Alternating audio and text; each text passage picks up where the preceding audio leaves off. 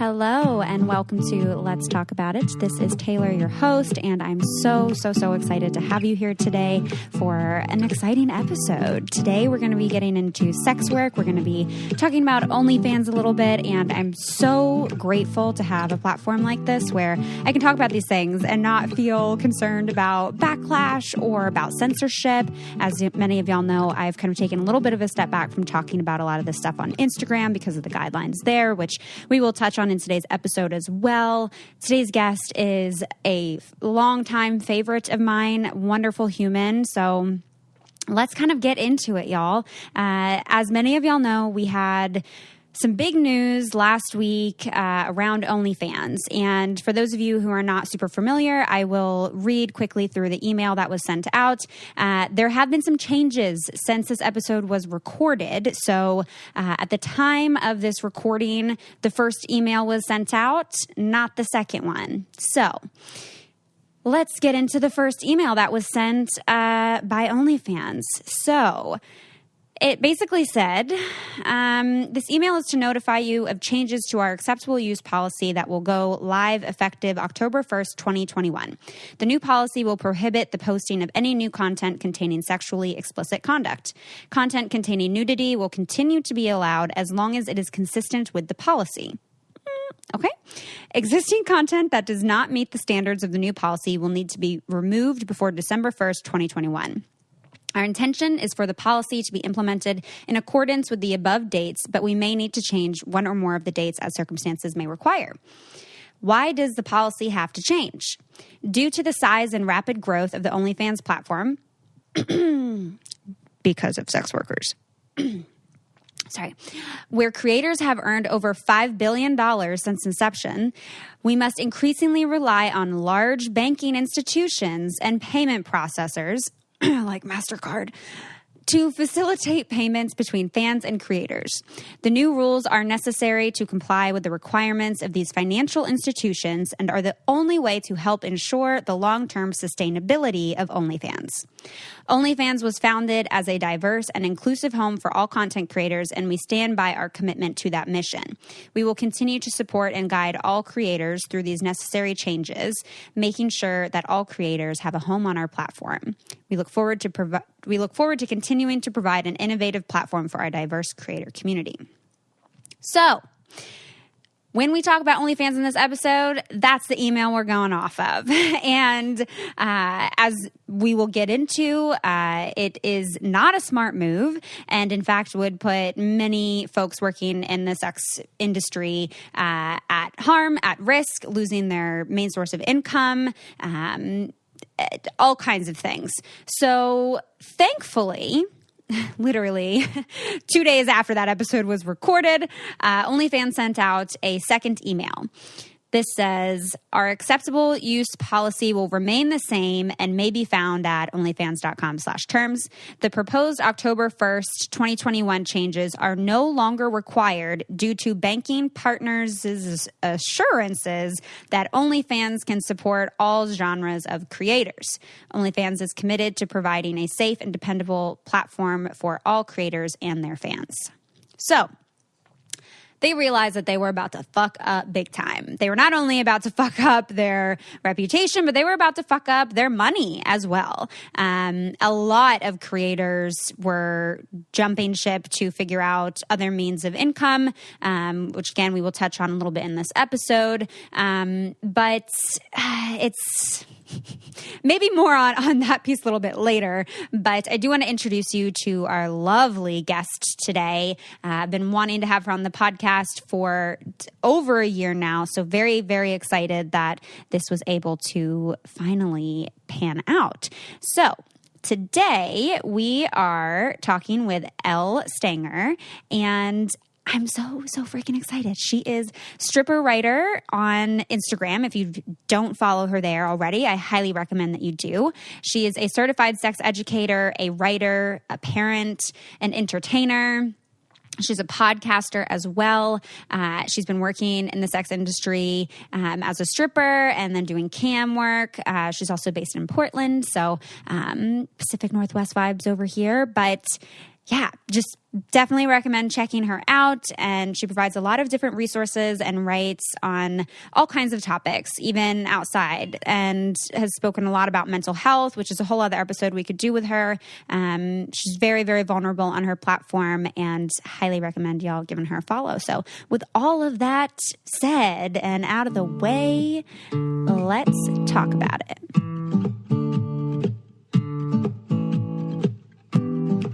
All right. Welcome, Elle, to the show. Thank you so much for taking the time, for taking the energy, for taking the space to come on the podcast and have this conversation with me today. Thank you so much for having me, Taylor. Some of my regular listeners will be like, wow, is that Elle? Something wrong with their voice. So I indulged in a lot of weed and deep throating this last weekend. No, it's not the Rona. I hope. I don't think so. Yeah. But yes, nice to meet you, folks. You can hear more of me all around. We'll talk about that later. Yes. Yeah. Well, so the deep throating and the weed over the weekend, is that work or is that pleasure? Good question. And sometimes work can be pleasure too, I suppose. True. Very true. So I haven't done any full service type work since early March of 2020. My beloved longtime partner, best friend, porn making companion died by suicide February of 2021 this year. Mm-hmm. So my cannabis consumption has skyrocketed, and it was pretty steady throughout the last year and a half, 4 years anyway. I've never smoked a cigarette, but I smoke weed and I struggle with alcoholism. So I was dry for a couple years after Brian, my partner, died. I'm like, all right, I'm either going to hurt myself in other ways or I can just burn the heck out of my throat. So it was pleasure. And then I am starting to date again, which grief and sexuality is a whole new universe I'm exploring. Yes. Oh my God. Oh my God. Yeah. Have you ever lost a partner? I have not lost a partner, Good. but I have lost other folks in my life, and where I have definitely found like using sexuality as an escape to cope with the grief felt very great. Yes. Yeah. So yes, it was pleasure. Thank you for asking. Well, good. I'm glad that you are like engaging and allowing yourself to soothe with pleasure, because I think there sometimes there's a lot of shame around that and a lot of like pressure around like how we cope with things perfectly. And I love the almost kind of like harm reduction approach that you're taking to it of checking in with yourself. Oh my gosh. Thank you for noticing. And this is a really nice way to open this episode, because I think the reason I'm sharing all of this is I want listeners to understand like, mommy is stressed. I am stressed and struggling, and a lot of folks are. But what I think we're going to talk about today is some of the attacks on consensual porn making and sex work, which is ruining people's lives during a pandemic, during all our kinds of recession.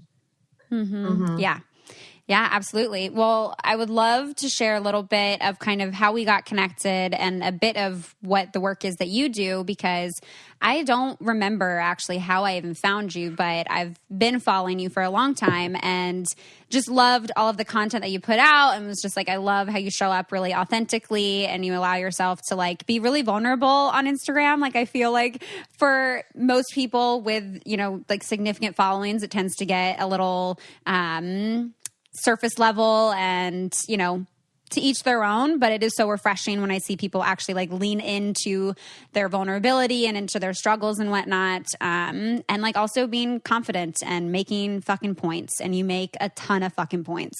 You know, thank you. I feel the same about you, actually. You were the first other person I saw who posted a video of yourself crying with, I think, the purpose of like normalizing it. Yeah. Yeah. And some people I noticed really love it, and some people really don't like that. Yeah. Yeah. Yeah. So you wade through feelings it as well. are hard. Yeah. Feelings are hard, and we get uncomfortable when other people share them sometimes, certain feelings. Yeah. Yes, absolutely. Well, I would love for you to share just a little bit of kind of how you got into doing this kind of work and what exactly it is the kind of work that you do for folks who don't follow you and don't know you. Yeah. So I am busy. I have a lot of energy. I have been published nude as a model / model blogger. Please don't call me a blogger these days. I know. I was going to say, When you said blogger, I was like, oh. Yeah. So when I started on the internet in 2005, my first nude photo set published on a website I don't promote anymore, August 22nd, I believe, 2005. And so living online in the public eye, I started that way. I worked in adult stores as a clerk and then a buyer and a manager for 2 different shops, 4 years. So I was just fascinated with sexuality all the time. I started stripping, working as a stripper, fully nude with alcohol in the venues and gambling and food. Portland's great for that. In June of 2009, I began dabbling in live webcam, selling underwear, socks, probably around 2013, 14. I started making my own porn in, I believe it was 2017 with Brian. I have made some porn with Valentine. She is known in the industry. She's a great, if you Google Femme Daddy, you'll see a picture of Valentine. She's a black femme. She's glorious. Yeah, look her up. And then another person that I worked with that is no longer in the industry, so I won't name them.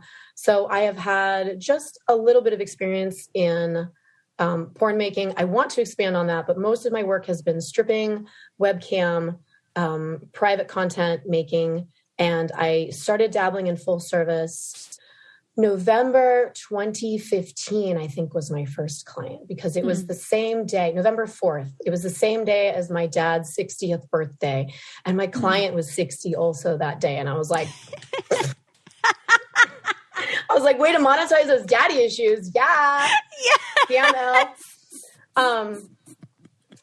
My father and I still talk. He has terrible politics and he's in very bad health. So moral of the story, don't be a hateful Republican because no one will talk to you when you're... Anyway. Yeah. Yeah. See what I mean? Yeah. About talking, sharing publicly. Yes. And I might've forgotten a couple other things. I've done so many different kinds of sex work. I just fell in love with the stories and the people and the things that surprised me and the tenderness and the potential to make more money than I could at any other hourly job I'd ever had.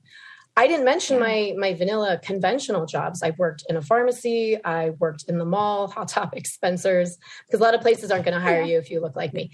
Lots of tats. A lot of people do not want to hire the tattoos. And that's fine. I put these on me. So I don't decry discrimination because I did this to myself. But so I've worked in like mainstream stuff too. I volunteered in a nursing facility when I was in high school. And so to see people near end of life, that really changed my perspective a lot on things. So I guess to say I do a lot of things. I decided I wanted to formally study sexuality 5 or so years ago. I went through a program, Institute for Sexuality.com. I really love Dr. Roz DeChavo. If you ever get to meet her, she's been really a huge part of my learning process. And then I became an ASEX certified sex educator a couple months ago. Congrats. That's a whole process. You know it. Yeah. And I was really curious if they would certify me because of my erotic work. So, yeah. I mean, that's been something within my PhD program with like other classmates where I've kind of had to honestly be a little disappointed and push a lot on professionals in the field and how they engage with, how they actually support folks who are not only professionals, but who also want to actually be in sex work themselves. And that stigma around people being both is like, well, we're not that. We don't want people to think that we are this and get it confused. And it's like, actually, it seems like it's a lot less of like not wanting to confuse people because you can set some pretty fucking clear boundaries, but it's more the association that like you don't want to be perceived as that. That's the whorephobia. Like we're academics, not whores. Yeah. Why not both? I'm like, but why can't I like to whore it up and be smart? Like, Dr. Nina Hartley, everyone. She's fabulous. Yeah, so I do a lot of things. I do not have an OnlyFans. We will probably talk a little bit about OnlyFans today. Yes. I have worked on my free cams briefly. I enjoy working on camsoda.com. I have a Sext Panther account, so I love sexting truth or dare with people. Yeah. a lot of my clients on there tend to be subs, cucks, or bi-curious men. And there's a lot of pegging interest in there as well. So I think I'm like cultivating this like mommy dom personality. Yeah. It's pretty fun. Yeah. All right, y'all, we're going to take a short break right here because I just got to do a little check-in, okay? Have we ate today? Have we had a full meal yet? Have we had whole foods? Because this is a question I got to ask myself every day. Have I nourished my body yet? And with so many things going on, it's been kind of hard to keep on top of that when like there's a lot happening and I need things that are just quick and ready to go for me, but that I also don't have to like sacrifice it and like be eating, you know, fast food all the time. There's only one fast food spot I'll go to here, but thankfully I've had to do that a lot less because I've been using Sakara. And if y'all remember, I've shared them in the past and they are like, I felt so fancy, y'all. Let me tell you. I was like, wow, this is the nicest, like organic, like delicious, ready to eat meals that like just powerful plant-based ingredients and helped with my energy, helped with my mood and my digestion. And I was just like, okay, I'm ready to go. I got to get another one because I just ran out and it is so freaking good. They also, in addition, like they do these meals and they're delivered to your door and they're like chef crafted. It's breakfast, lunch, and dinner. It's literally like scheduled out for the whole week for you. It's delivered fresh. And it literally even has like the day that it's delivered to you, there's a sticker on it where it literally says like, it was packaged the same freaking day. I don't know how they do it, but I so appreciate it. So I'm really, really happy to share them with y'all along with delicious plant-rich meals. Sakara also offers daily wellness essentials like supplements and herbal teas, all to help support your nutrition because we got to stay nutritious. We gotta say nourished, y'all. And you can experience their best-selling. They have these metabolism powders that you can check out. Just definitely recommend giving them a little gander. And right now, Sakara is offering our listeners 20% off their first order when they go to sakara.com/Taylor and enter the code Taylor at checkout. That's Sakara, SAKARA.com/Taylor to get 20% off your first order, which like, these are some fancy ass meals, y'all. I don't know if I'm allowed to say ass on here, but it is seriously so good. I can't wait to order my next one. And I really, really hope y'all check them out. Again, it's sakara.com/Taylor. Spread the word and we can get back to the show. Well, so to rewind a little bit here, when you you grew up in Portland. No, I grew up in rural San Diego area. I moved to Portland in 2008. I worked in the porn shop, one of them for a year, and then I auditioned. I got fired from my first job ever, and it was one of the porn shops. My manager cussed me out in an email, like all caps. And I was an assistant manager, and I thought the right thing to do was to respond professionally and in person. So I said to him in person, like, I would appreciate you to talk to me like that. And he said, well, if you don't like it next time, I'll just fire you. And he fired me a week later, said I was stealing money. I've never stolen money from I've never stolen money. I just used to steal shit from Walmart when I was a kid. But I've never stolen money. I was so upset, but the economy was terrible. That was when I started stripping because I looked around and everywhere I went to hire me, they were like, maybe we'll have something part-time, minimum wage in like 6 months. I'm supporting me and my young husband at the time was going to esthetician school and working full-time at a coffee shop.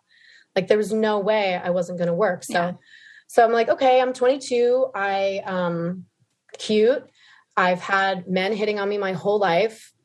Maybe I can try to monetize it this way. And so I looked around and found the least creepy venue. They were all very intimidating to me. Yeah. But I'm like, I think this one feels comfortable. And I worked there for 11 years and 6 or 7 other clubs in Portland. Yeah. And going into that experience, I mean, like you had been, I'm assuming, in strip clubs prior to that. You had twice.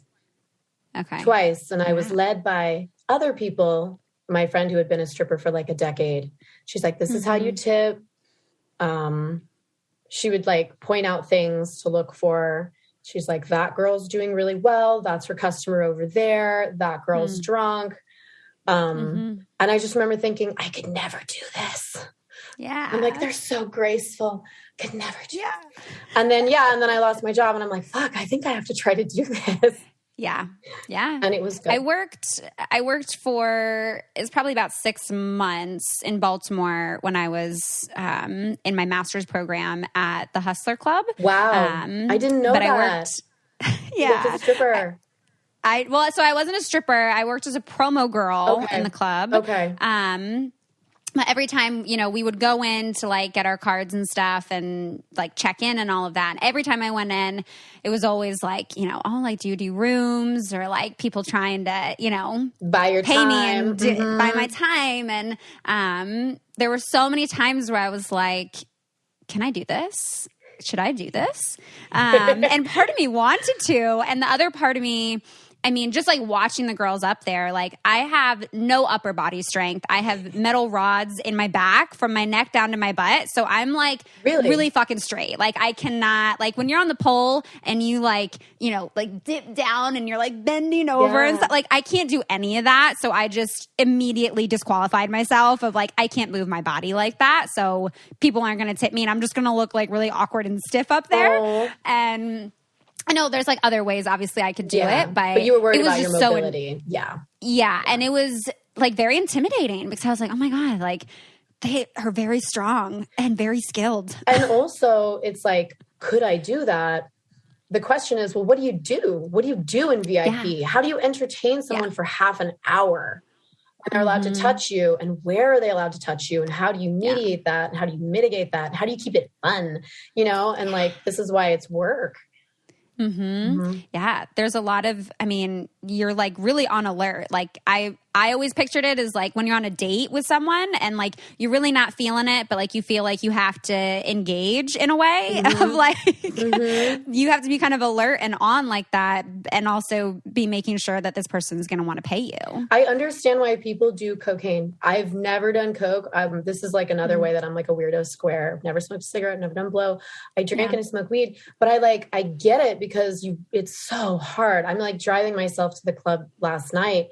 And I have to remind myself, it's always fine.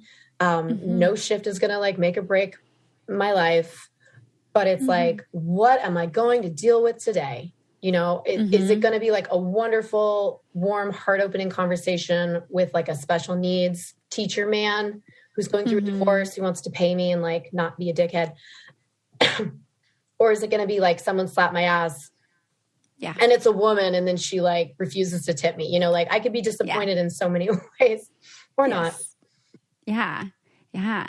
Well, so I'm wondering how when you get into that, like, and I guess maybe it depends on how you've been raised, right? If you were raised like really sex positive, really sex negative, like I feel like for my assumption here is that for a lot of sex workers getting into it, that you have to kind of unpack a lot of sexual shame around doing sex work as you're doing it. And some people don't have the support or the skills or the tools or the knowledge or the framework to do that. And so the way I believe this shows up, and I recognize my privilege where, yes, I have traumas. I do not have severe specific traumas that or other people do. The stuff I've heard, and you as a therapist, I'm sure, I'm like, damn, I didn't go through that. So, but the way that it can show up is I remember being in the dressing room, getting ready. And so like sex workers that have disdain for clients because they are clients, I believe this comes from a place of trauma and repeated negative interactions. And I hear that and I feel that. So I'm in the dressing room. I said something about a customer who was acting up in a negative way. And one of the other strippers, she said, well, of course he's a piece of shit. He's in here. And I just thought like, fuck, man. So how does that color all of your interactions when you have like bad faith expectations? I'm a firm believer that a lot of harm and conflict comes from miscommunication or misunderstanding or anxiety. So like when we have sex and people are like nervous to perform, they might like slap you and it hurts and it scares you. They're not trying to hurt and scare you, perhaps. They're trying to like impress you or impress themselves. Yeah. Customers that go and like reach for my throat, I've had it so many times where only once did I actually think like, no, I'm sorry, twice. Only twice have I actually thought like, okay, fuck, I might have to fight for my life. The other times they think they're being kinky and playful and they don't understand it could be a trigger, you know? Yeah. So how I show up and my compassion and my love and my patience for the clients and people in their own ignorance and shame is because I do like enough of what I do. I don't have enough trauma to destabilize me or color my feelings. And I also have been fortunate enough to cultivate enough loving, fulfilling, trusting relationships with men, clients, you know. I really, really try to have compassion for all people's experience. And if they do sex work and it was an awful experience for them, that's legitimate. It is not empowering inherently. No work is, I believe. Yeah. So thank you for hosting these big conversations. I'm getting to cover a lot. There honestly, I feel like we could do like a 4-part series on this topic. But make it 8. Yes, 8. But I hope that part of what people take away from that is that even in being a sex worker, you are in a lot of ways an educator as well, because your clients are not always informed as to how to engage. And this is also, you know, you kind of brought up here the stigma around like clients of sex workers. And there's a lot of stigma on that, you know, like if someone's partner is, engaging in time with someone doing cam work, right? Or goes to a club, that there's all these assumptions and shame put on that person as to like how they're so fucking gross and they're so disgusting that they would even engage in that. In that experience, actually, which I think is a really great thing, is that people can become educated in some ways around things like boundaries, which I know you do a lot of work with, helping teach people boundaries, because that's like hella crucial. Yeah. And boundaries are hard. Formally and informally. Paying for touch, sexual touch, does not make someone inherently abusive. And when civilians are people outside of sex work, and that includes clients. When civilians, clients, sex workers have or feel disdain for the buyer, it also punches down on the provider. And we're so quick to judge. I had a client who he said, you know, in 32 years. So he had just told his wife that he goes to strip clubs. They'd been married 32 years. She was very, very mad. Yeah. And he said, in 32 years, she's never given me a blowjob. And I was like, are you going down on her? And he's like, yes. And I'm like, okay. So first of all, wow. Like I would never, but like, I was like, why are you still married? He's like, I love her. I'm just not getting my needs met. So I've gone out because I want to feel desired.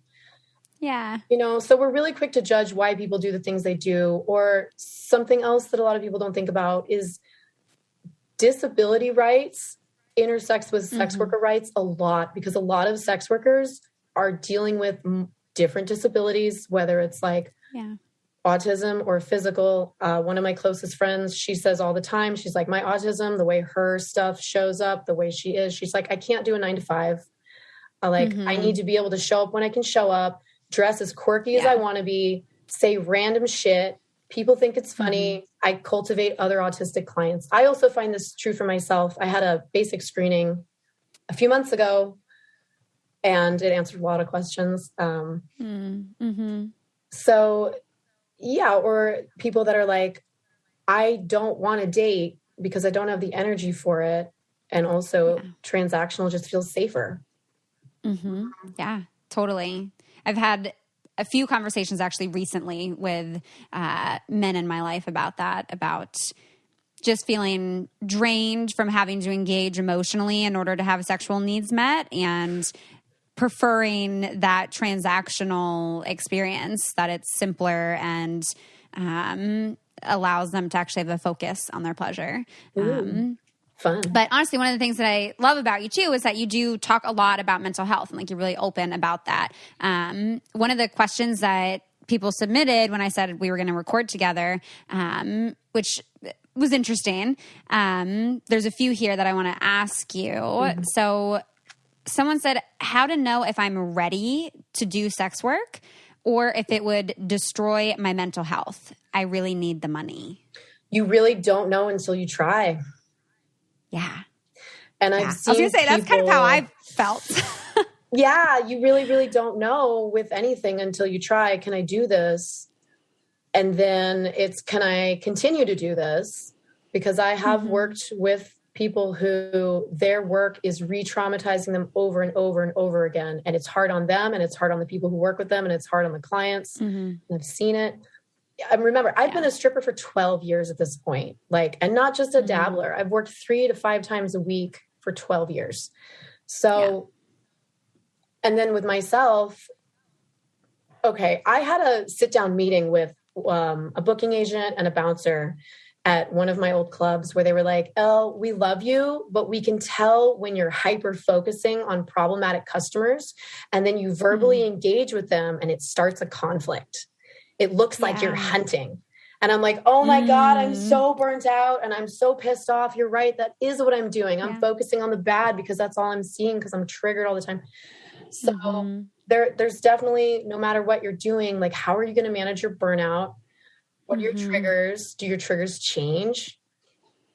Yeah. So that sounds like you have great. I'm so glad that they were able to point that out in such a loving way. That's amazing.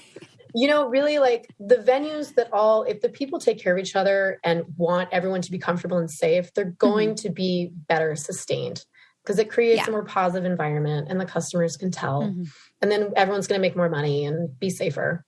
So we have to hold these venues in high esteem. Right. And that's why I started talking about the sex work stuff, because I saw what it did for me, how it could nurture me, how I could actually support myself, go to the grocery store and not look if I could afford this loaf of bread. I just want that loaf of bread. I can buy it. And again, many sex workers don't make a buttload of money. A lot of people are just getting by because the economy's bad. People steal content. People don't tip. You got someone bragging on Reddit about making $1 million in 24 hours. And then people think that all porn creators do that. I saw, my manager saw a thing on Reddit that said I was making $19,000 a month on OnlyFans. You? Oh my God. I saw something. I said, who's making $19,000 on OnlyFans? That is not me. I saw something on one of those clickbait, fan sites about myself where it said something exorbitant. And I remember going to the dressing room that night and I was like, girls, guess how much money the internet says I make? Do you think I would be here on a Tuesday fucking night if that was the case? Oh my God. People believe this stuff. I know. Yeah. Well, people did. There were several questions of wanting to know the average income from OnlyFans and wanting to know how much people can make as sex workers. And I think, OnlyFans, which maybe we get into this a little now, they take 20% of anything you make. And for me, stepping into sex work, I consult with someone who's been in the industry for a while, and so I give her a portion of what I make. Then I also have to pay taxes on that as someone who's self-employed. So really, at the end of the day, if I make $100 on something, I'm really making, what is the math? That's 80. That's 75. It's maybe I'm making 50% of what I get. So, I ask people, okay, is $500 a month a lot of money? Because that's what a lot of my friends make on OnlyFans or less. Yeah. People have multiple jobs. Creating content takes time. If nobody's ever exfoliated and waxed or shaved their entire body before showing up to a shift where you hope people pay you. I've said it before. I'm like, I shaved my pussy for no reason today. The club that I worked at last night, if I sell a half hour for $250, which is great. If I, someone to make $200 in a 6-hour shift, that's way more money than a lot of people make. So if I sell 250, 50 immediately goes to the house. My stage fee is 15 on top of that. You're expected to tip the bouncer and the DJ who are protecting you and playing your music. Everything I wear costs money. So, and a lot of sex workers are encouraged because of capitalism to perform affluence. So a lot of people, I'm not going to out any of my friends, but there are so many of my beautiful, sexy, brilliant friends that look online like they live really lavish lifestyles. They are struggling. They don't have dental, you know, they need to go get dog food. Like rent is due. So it's way more complex. And again, people who hate us, hate that we could make money or get paid, will steal content. Or I've had people tell me before, like, I shouldn't have to tip you. I have a pussy too. One woman told me. Whoa. One guy came into the club and he was there for like 3 hours and he was like, and he was watching all of the dancing. And he's like, I'm a gynecologist. I see vaginas all the time. He told multiple dancers this. And I was like, no, he's not. And even if he is, you're not giving me an exam on the stage. Creepy. If you see vaginas all day, then why do you need to be here to see more vaginas? But are you seeing them under neon lights with like beautiful, like sinewy movements? No, you're not. Are you listening to music? No, you're not. Do you smell French fries? No, you're not. If you're a fucking gynecologist. I think he was lying or creepy. Yeah. Either way, creepy. So the entitlement really and the horophobia shows up in a lot of ways. And that can be people hurting us in all different ways and outing us too. Yes. Well, another question that someone asked, do you ever regret going into sex work? No, never. Yeah. Never. I think it's easy for people to think and to look at people who do sex work as less than, or as like suffering, or as like they don't want to be doing this, or as like that they're forced to, which is I think where people get sex work confused with like sex trafficking and like being like pimped out. But there is just a lot of extra bullshit that you have to deal with being in this industry, because there is not a lot of protection. There's not a lot of support. There's not a lot of awareness. And there's things literally all the time trying to like fuck up your life. Yeah. Bad legislation, false media. I'm going to quote Romina Rosales. She runs Queens of the Underworld. She's a mindfulness coach. And she's been a 304, AKA prostitute. I can say that word. Other people can't. Hooker, hoe, whatever. She's like, I sold pussy for 20 years. So now she works with other younger women who are maybe addicted to drugs or in domestic violence situations, abusive family situations, all the stuff. Because she's been there. And she says, enjoying sex work is a privilege. Because it is. I am very privileged that I sometimes have fun, pleasurable interactions.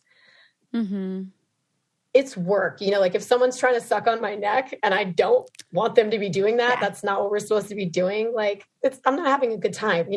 If I am wondering if I'm going to have to fight off a 6'4" man who's just immediately choking me really hard, which happened a couple months ago, like it's not a fun time, but it's not the sex work that's inherently abusive. It's the people who have the attitudes of entitlement that make it harmful. So if we can battle horophobia, stigma, and discrimination, sex work wouldn't be so dangerous. Yeah.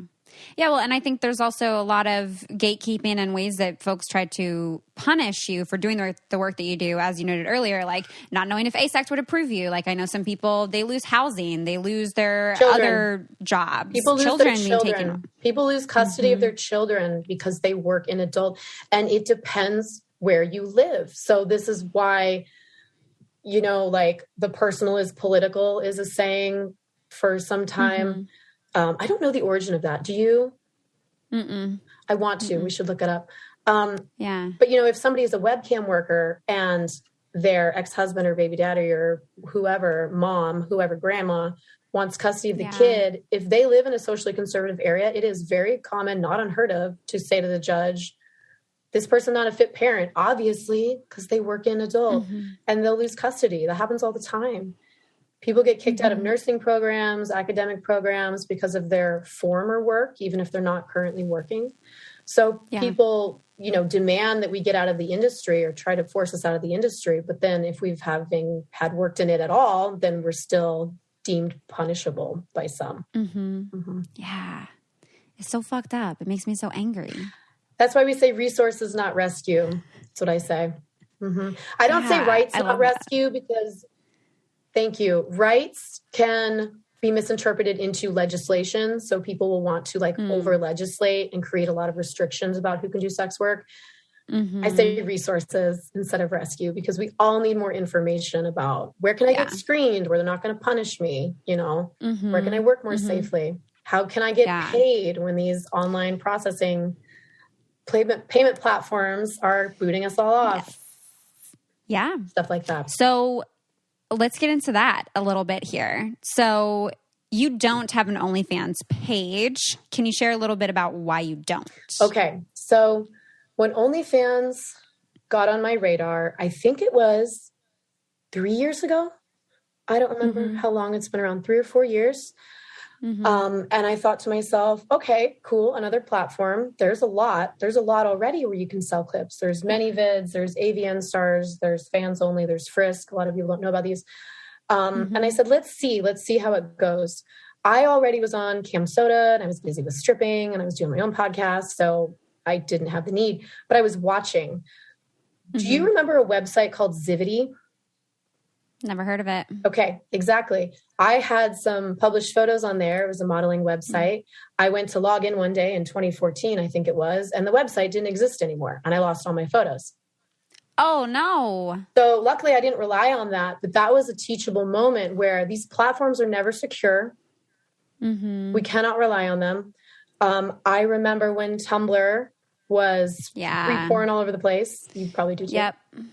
Yeah. After FOSTA and SESTA passed, that changed. That was bad legislation that they said would prevent trafficking, sex workers, and online, internet privacy experts. And the Department of Justice said, don't pass FOSTA SESTA. It's going to make trafficking harder.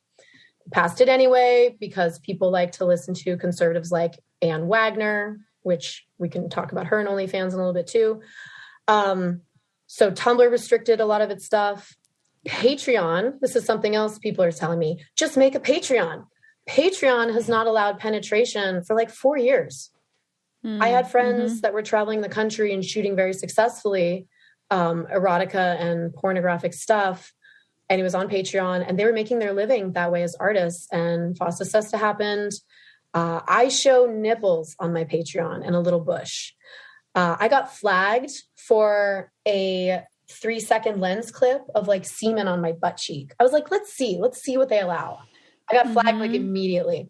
So Patreon is not an option for anyone to do adult stuff. But okay, I will tell you, when the shutdown started happening last spring, March of 2020, all the clubs shut down. That was my primary income, a lot of people. So I've, again, been online for 16 years. I know how unstable things are. I already had a ring light and a webcam. And I thought, well, I have a following. Let's see if I can try selling pole dancing clips. And someone requested a song and I was dancing to it, filming myself to edit and send. And is it the Megan Thee Stallion and Beyonce? But Beyonce mentions OnlyFans. Yes. Yeah. When I heard that, I was like, I'm not making an OnlyFans. It's too mainstream. Shit's going to go down. Yeah. And because that's what happens. Once the big investors find out something is viable, they invest, and then the platform doesn't need the small artists that built it. Yeah. So. Yeah. Well, I remember seeing when the shutdown happened and you were doing drive-through. Yeah. I was stripping, working at a venue that did a drive-through, which was fun and really chaotic, but not super lucrative. Yeah. For anybody. Not. No.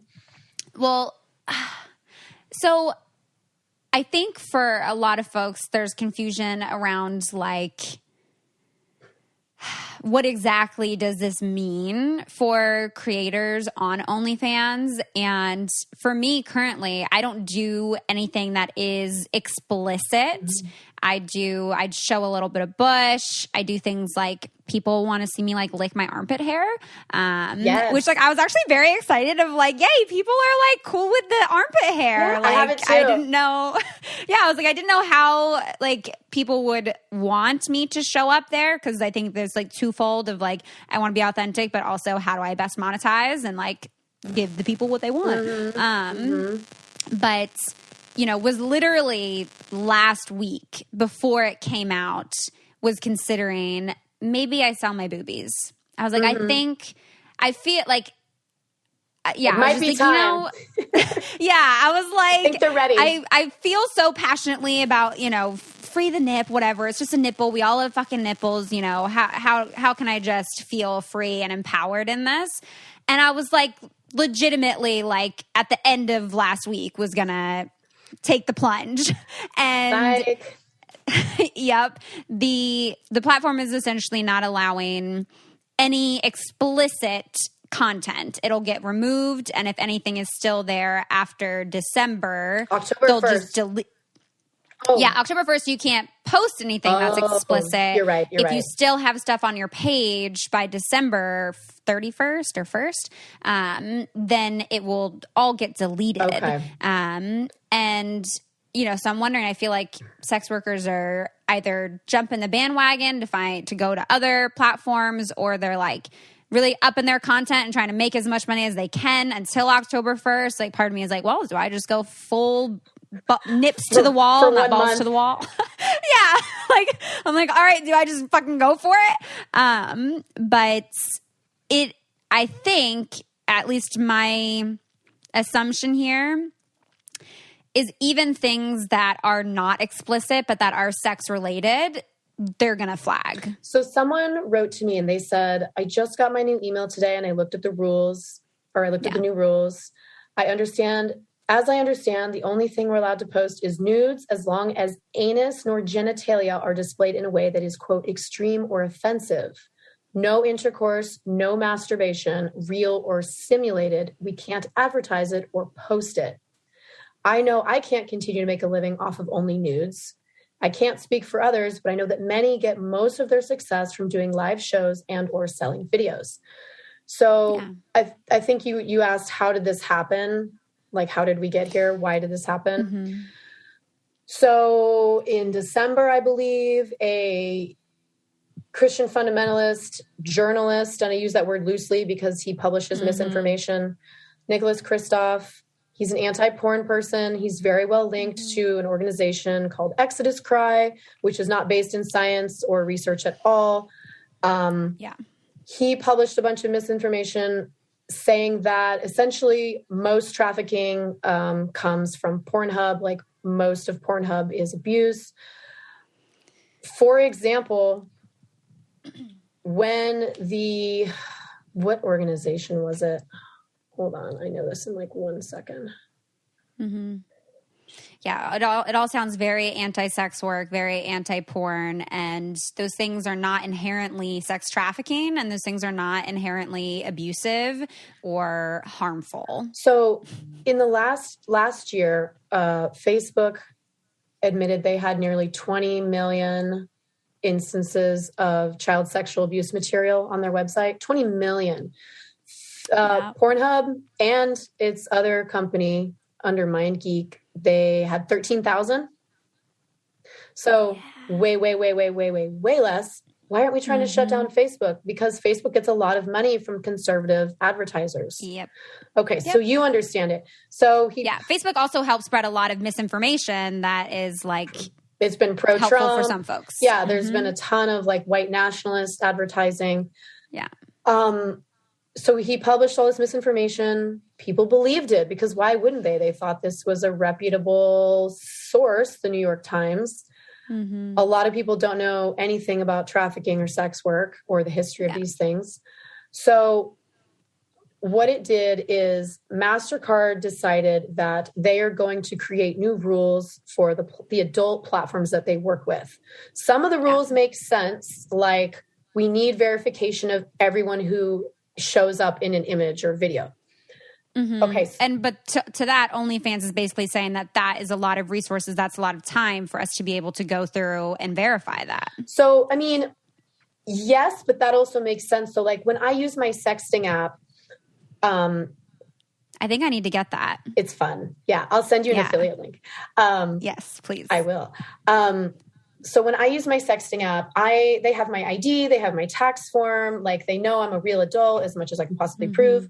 If I have a client and he's like, what are you doing? And I'm like, oh, I'm sucking a dick. And he's like, let me see.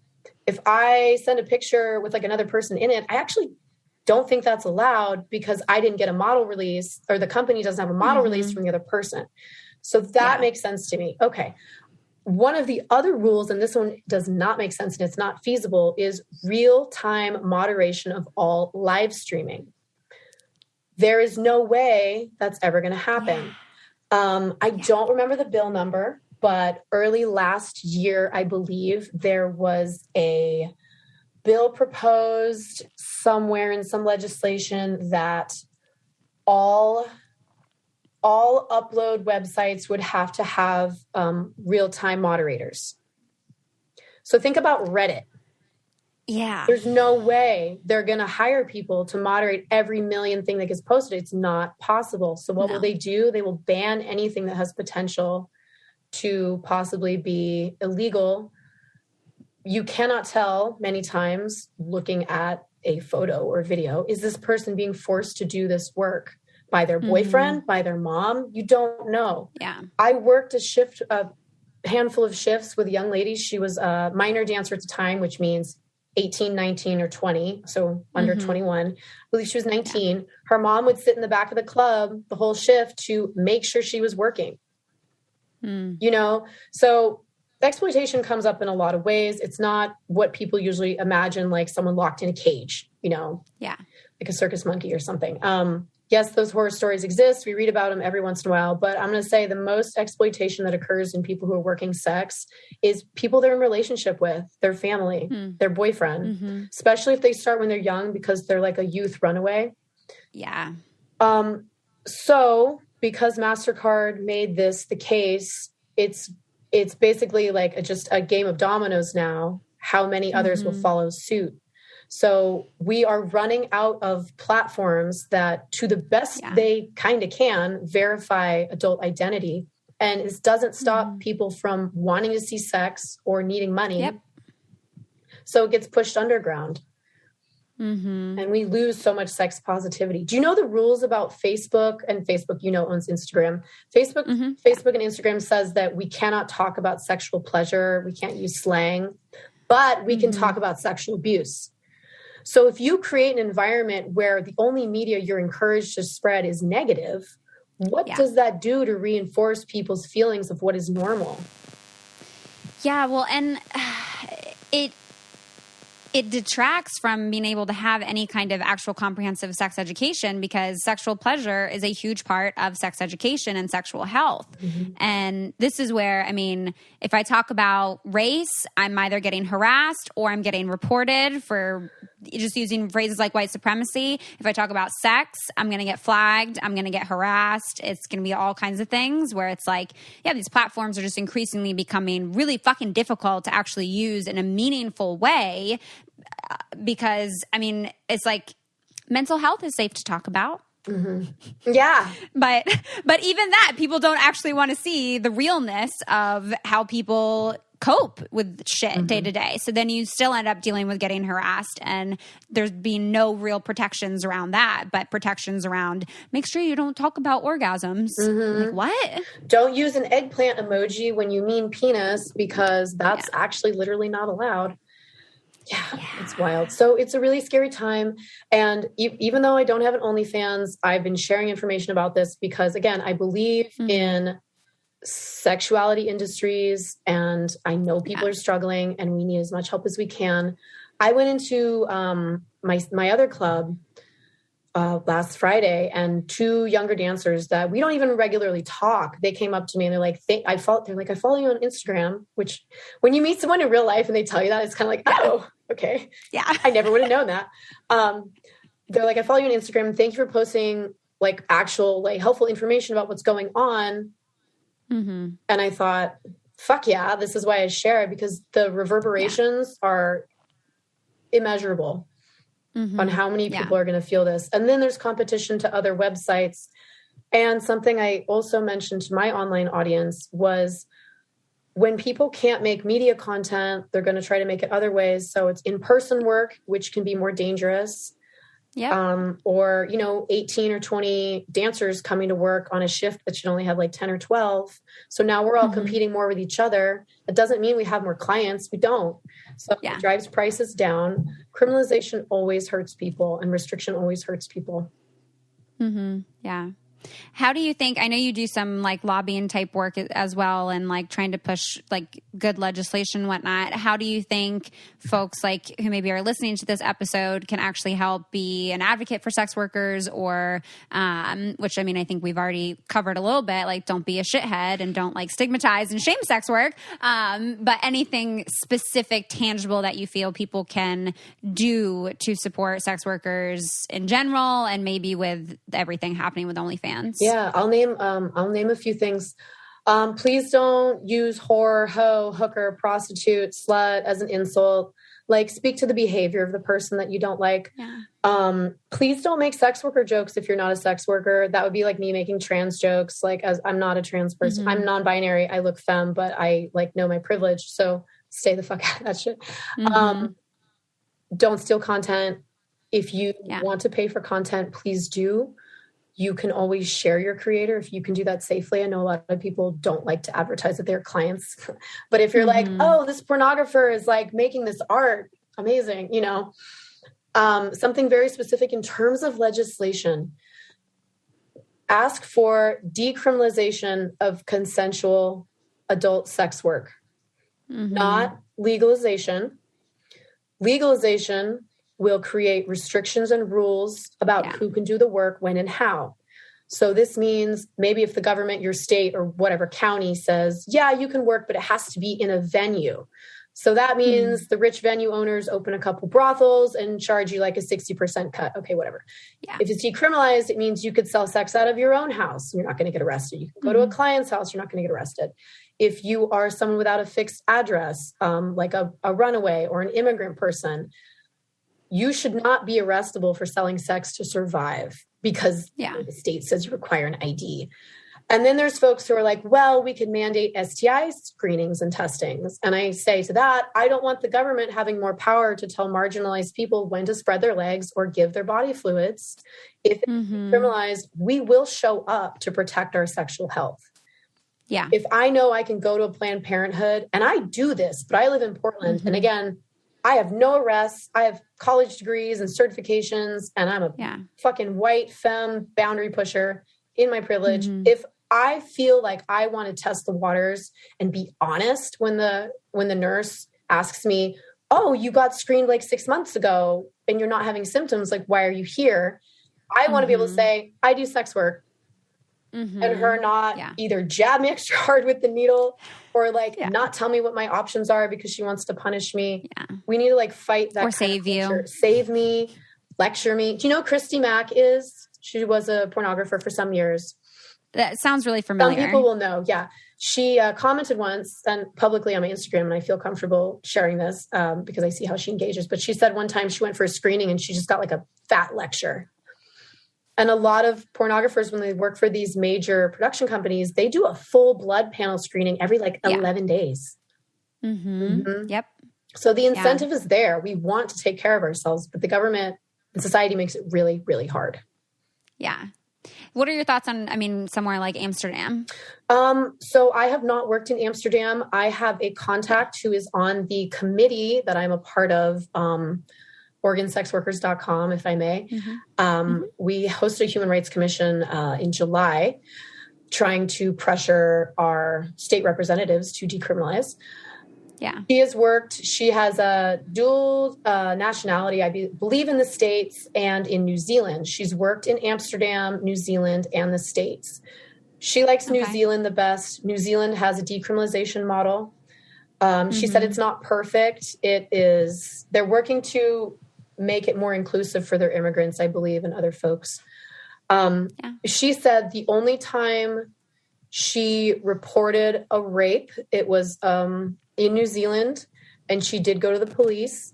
And she said it was such a, I don't want to misquote her, but what happened, she said, is when she told the cops that she was a sex worker, she said the officer in front of many other officers in the station, he said, it shouldn't matter what you do for work. Nobody deserves that.